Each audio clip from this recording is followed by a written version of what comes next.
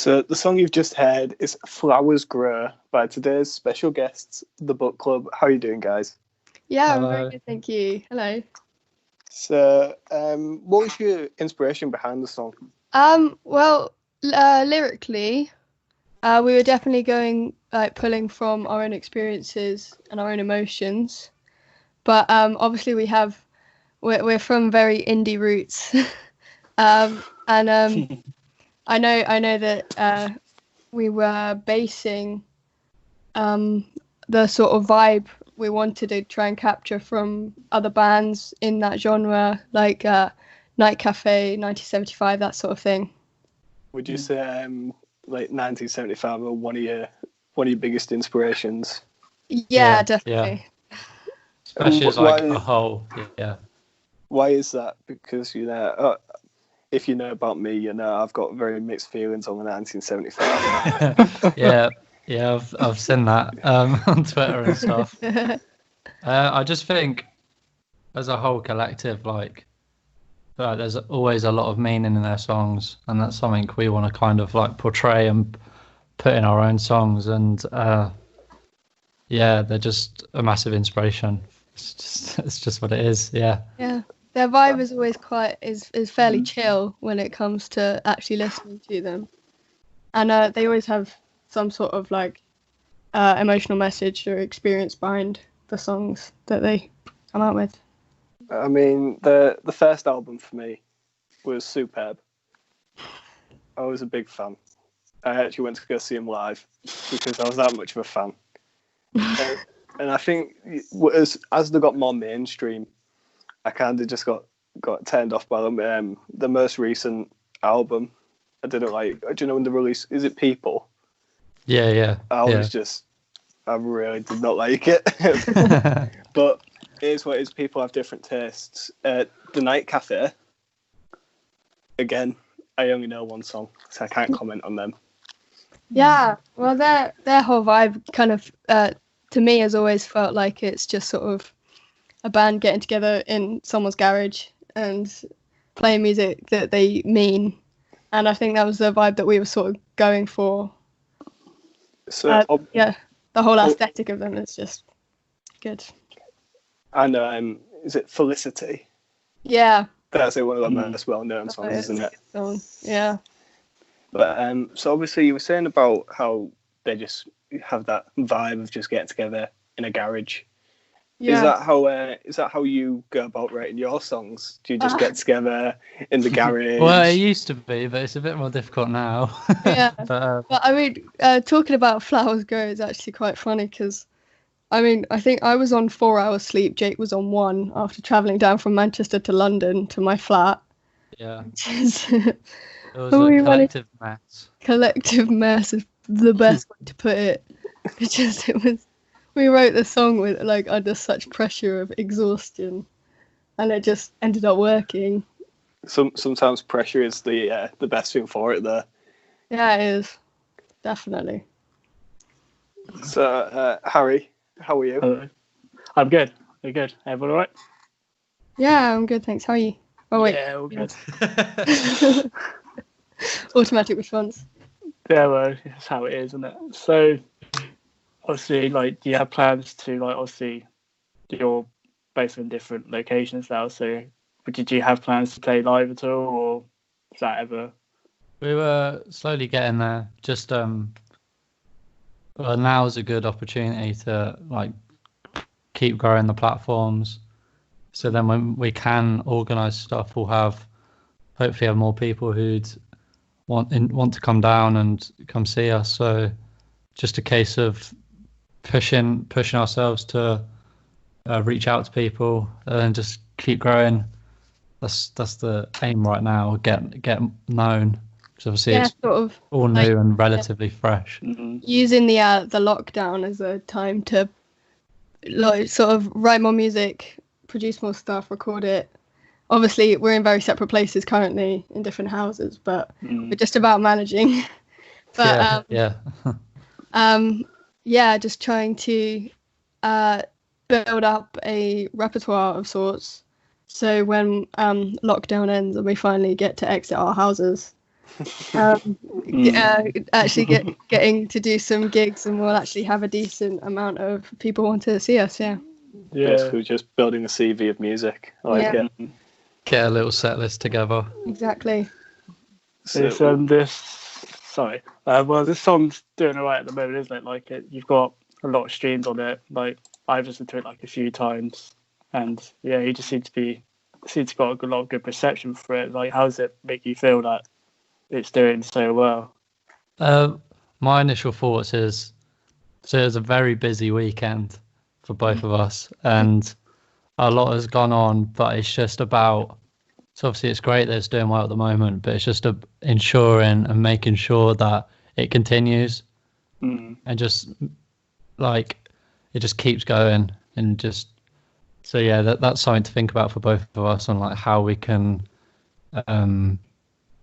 just get people to keep listening and keep sharing, but you don't want to push it down their throats, because that annoys everyone from we're in like the similar situation, and so it's like you don't want to be like too annoying with the plug-in stuff, but it's so important to do at the same time, isn't it? It's I don't care. I'll just plug constantly. I don't care. Yeah, I know I always have that. Or am I being annoying? But like, it's got shameless about it, really.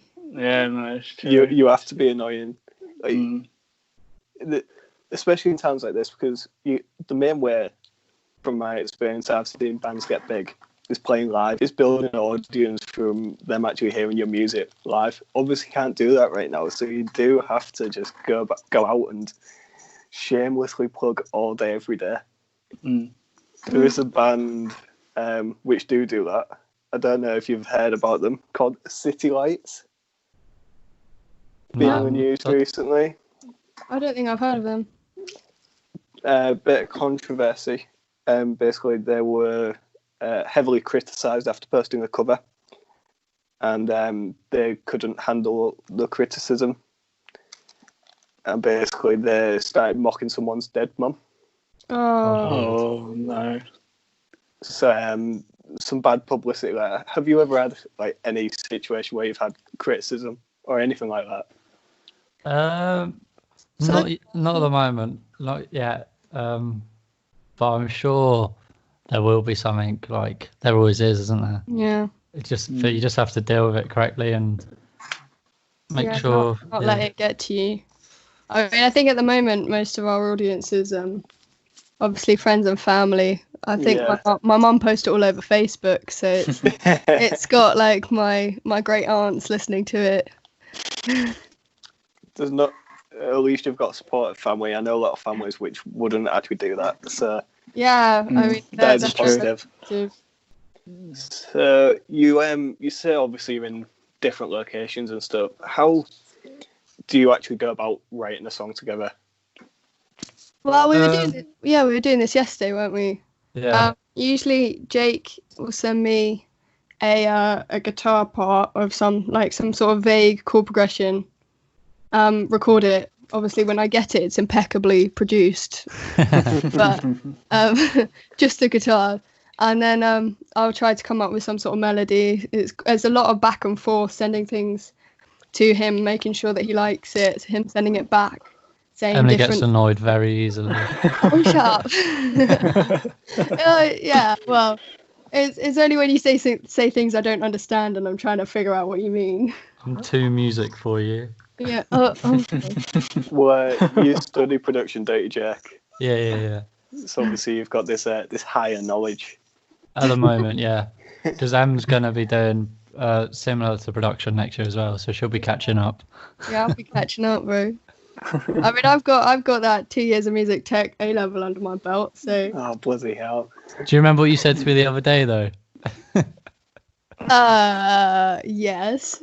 I'm a better producer than you now, so. Well.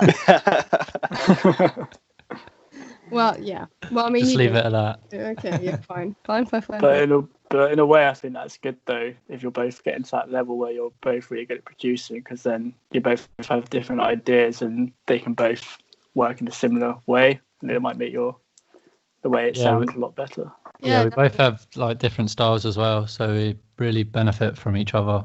a combination of the two. Like, just sometimes it really doesn't work, and sometimes it really does. So it's just when it does work, it's just a bit magical, really. Would you say it just all like came together for Flowers Grow? Yeah, it did. Because I remember when we were just coming up with the original melody, I was just humming along to Jake playing it on his guitar, and Jake just stood up and just went, "Emily, record that." So we recorded recorded the humming, and then like obviously that as a basis created the whole song. And obviously my style is a lot more sort of how does my sister puts it, as plinky plonky indie music. So I'm a lot more on sort of the poppy side of indie, while Jake is a lot. That should be the title of the podcast, guys. I was just about to say, I feel we've got that is a good title.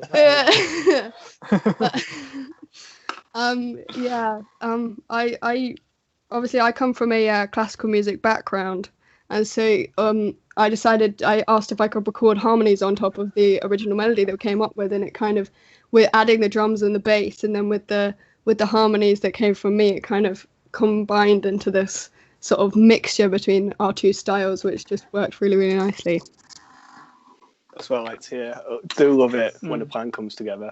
Exactly. Yeah, it is all good.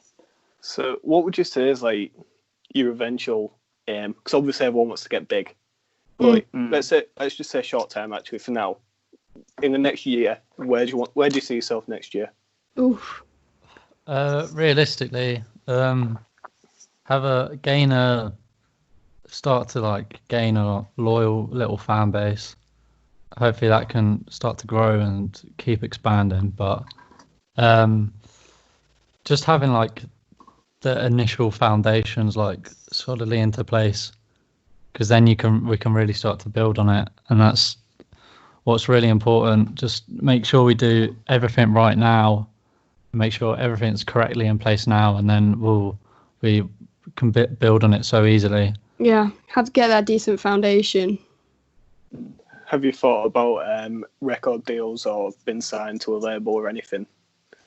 Well, obviously we thought about it, but to a point of we really hope that happens. I think we're still currently in the very early stages of working on more music to actually come out. Starting doing little gigs, and hopefully we'll get noticed at some point. I know Jake's doing a lot of work to talk to lots of different radio stations, podcasts, that sort of thing, to get some recognition somewhere. Especially with Jake being in Manchester, the Manchester music scene right now for upcoming bands is impeccable. Yeah, there are so many venues. I've actually got a friend who's in an upcoming band.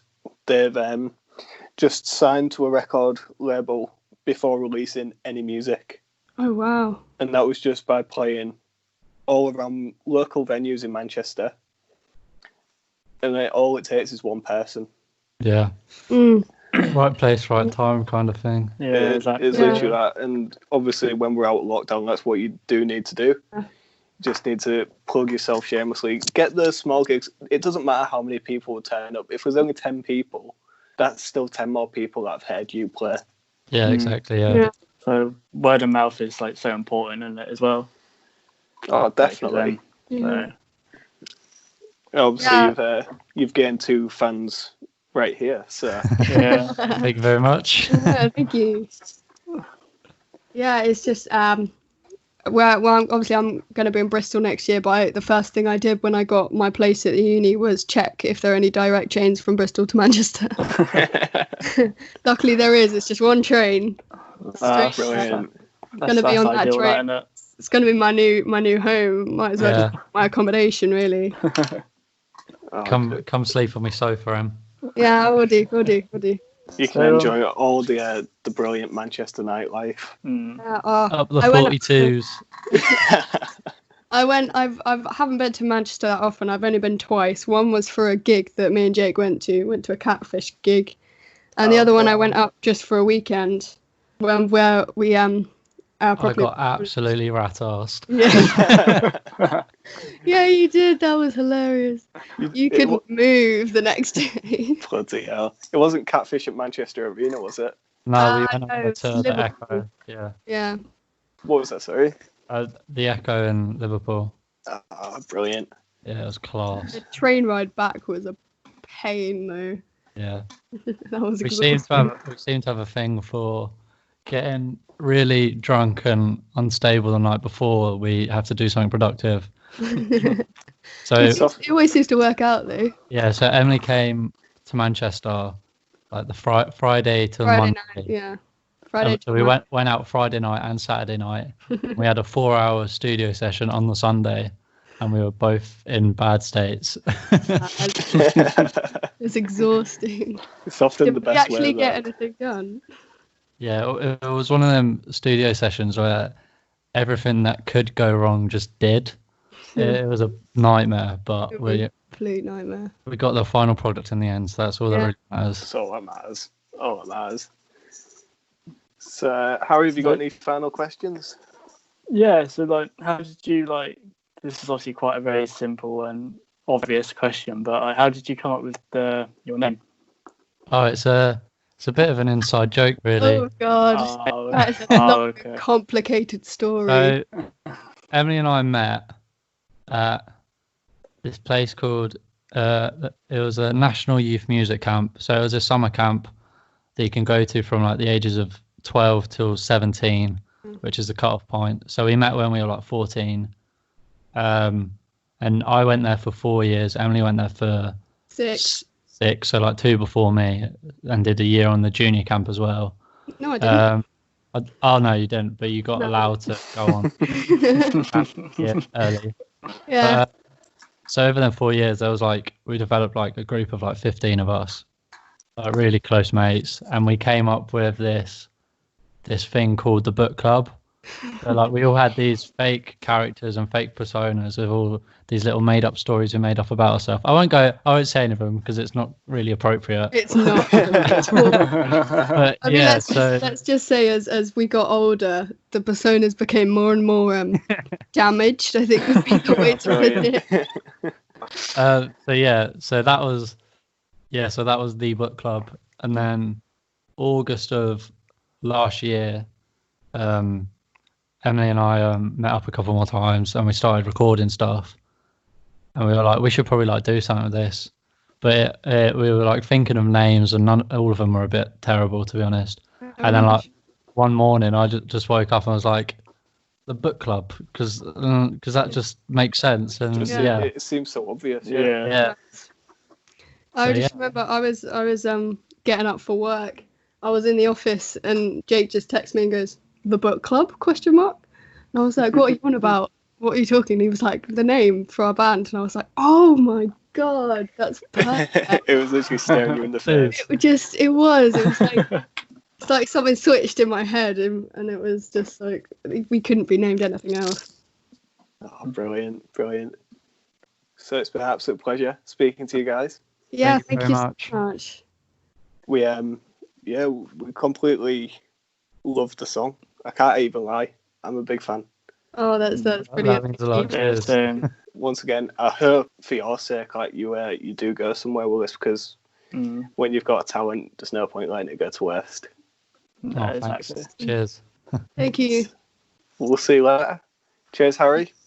Cheers, Dan, as always. Thank you guys for coming on. Cheers. Thank you so much. And thank you for watching the Talk Tonight podcast.